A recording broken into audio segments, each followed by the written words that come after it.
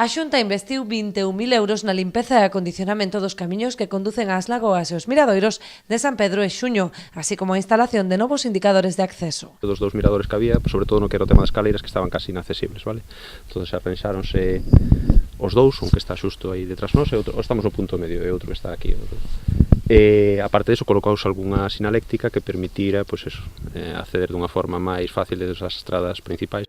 Con esta actuación, Xunta e Concello buscan a posta en valor deste conxunto natural de gran riqueza pola súa diversidade ao tempo que fomentan a concienciación sobre a importancia de preservar a natureza en épocas especialmente sensibles como a que a seca está a provocar na actualidade. Poñer en valor pois xa unha ruta existente, pero que como decía o alcalde, pois é un espacio pois de especial natural, de características especiais naturais e polo tanto, bueno, pois a Xunta colabora nesa posta en valor, nese mantemento, nesa conservación e sobre todo pois poñelo tamén pois a disposición dos veciños e dos turistas. Cuidar pois a entorno, non? Especialmente agora nestes momentos que nos chove tan pouco.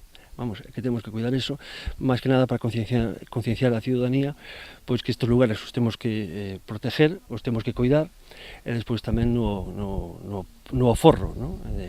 Do consumo de agua, non?